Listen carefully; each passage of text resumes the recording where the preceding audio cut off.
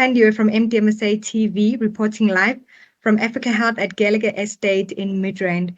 Today we are interviewing Mr. Brierley from Akacia, who is currently exhibiting at Africa Health as a member of the Medical Device Manufacturers of South Africa. Mr. Brierley, thank you for joining us. It's a pleasure, Thandiwe. At Akacia, your medical devices have the opportunity to change people's lives in South Africa. Can you tell us a bit more about your company? Okay, so Akacia Healthcare Group has been in existence for more than 25 years. It's formed and has 3 divisions. We have a medical division, which makes medical consumable devices. We have a sutures division, which obviously makes sutures. And we have also a diagnostics division. So we employ about 300 odd people around the country, with the headquarters in Johannesburg. We've got sales offices in Durban. Our factories are situated in Cape Town and Magagula. And we have agents which represent us in the other provinces of the country. We export to a number of countries around the world, and have been doing so for a number of years successfully. And we are a committed South African manufacturer. We do import some components, obviously, from notably the East, but we do then add value to those. We actually assemble devices, we manufacture devices ourselves, and so on. So, yeah, as I say, we are a committed South African organisation with a majority black-owned company, and we're here for the good of the country, and we certainly believe that the products that we make and market are not necessarily, let's call them sexy, but I promise you that there's not a procedure which starts without something that we make, and there's not a procedure that finishes without something that we can make.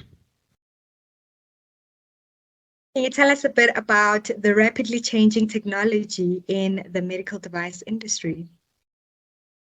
So we don't play in that rapidly changing space of kind of notably electronic medical devices and so on, or electromechanical medical devices. We play in essentially the consumable, disposable stuff.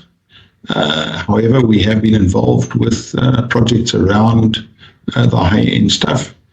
And certainly what for us is very noticeable is that there's an increasing interest in the local manufacture of critical medical devices. I think that the pandemic particularly has fired a warning shot across our country and said, guys, it's all very well, you're importing everything that you need, but when it comes to a time like the pandemic, countries from which we import, all say, no, well, us first, and that then leaves us as a country kind of long way down the queue in terms of being able to procure whatever it is that we need. So that's very problematic. But certainly the devices that we've seen, some of which we're helping to look at industrialization of, they are really unique, very clever, and actually candidly fill me with enthusiasm for the capability that we have in this country. Very, very interesting, some of the stuff that we're seeing coming through, and very unique. So exciting actually. Your medical device products touch lives throughout Southern Africa and the world. Can you tell us of the experience needed for any newcomer to the industry? Okay, so when you're talking about newcomers, if you're talking about individuals, obviously there is a critical lack of technical skills in this country. Our schools are not developing people who are adequately equipped, notably in the hard sciences, mathematics, physics, chemistry, the life sciences, biology, and so on. We just don't have people that are coming out of schools like that. And as a consequence, coming out of universities, technicons, and so on, we're not getting those kinds of people who are the core of the people that we need in manufacturing. So that is very problematic for me. Then there is another equally important facet of skills that are needed in industry generally, and that's people who work with their hands. We just have an absolute critical scarcity of qualified, experienced technical people, technicians, artisans, and so on. That is a major problem. And if you look at any of the successful economies in the world, in the East, in Europe, and so on, they have very, very strong, even into America, very strong technical people. Those are the foundation of anything that you build. People who work with their hands, fix machines, make machines, design machines. Those kinds of people, we just don't have enough. And every night when I go to bed and pray, I pray that somebody's going to wake up to this shortage and how it's crippling us. Okay, so how did you find out about Africa Health 2022? So we've participated in Africa Health before a number of times as a South African organisation. We see it as a very useful forum to meet customers, meet competitors, and meet suppliers.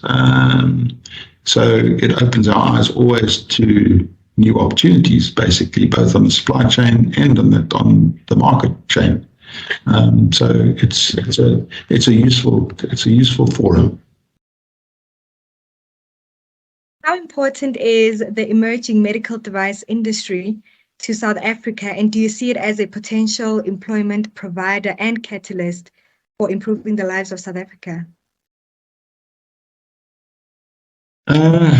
Well, obviously, a society can't exist without healthy people, and healthy people require maintenance, and that maintenance comes in the form of medical kind of intervention of one type or another.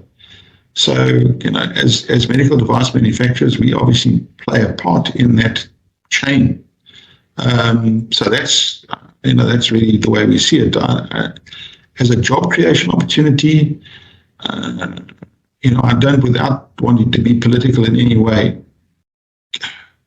creating jobs in this country is very difficult. The legislation is extremely onerous. And when you compare it with who we are competing with, notably the Eastern nations, China, Pakistan, Vietnam, Cambodia, India, and so on, where their approach to labor is, let's call it, much more freewheeling than we have a kind of third world environment, but with first world legislation around labor, notably, and that makes it very tricky. Then when you put on top of that the problems that we have now with Eskom, lately the problems that we're having now with the ports, we've just been told now that one of the ships that's been waiting outside Cape Town to bring in critical materials is now diverted and has gone off to the Congo, where they're going to drop a container or two for us there. Who knows when that'll come back? And we run very lean inventories because of the cost of inventory. So that's hugely problematic, and I don't think that there is a true appreciation in our organised labour as to the effect that has. So now there's stuff in those containers which actually literally is needed to save lives. But there's not a care. So now how do we change that? How do we work together to get this economy of ours going properly? Labour, organised labour, business, government. How do we do that together? So I don't believe in an interventionist state. I don't at all. But we need some help in respect of getting together with labour, notably, to try and get ourselves aligned. We all want the same thing. We want better times for our kids. And that's not going to happen the way we're going at the moment. Mr. Brierley, thank you so much for joining us live from Africa Health. This is Thandiwe Magagula signing off from MDMSA TV. Thank you. Thank you, Thandiwe.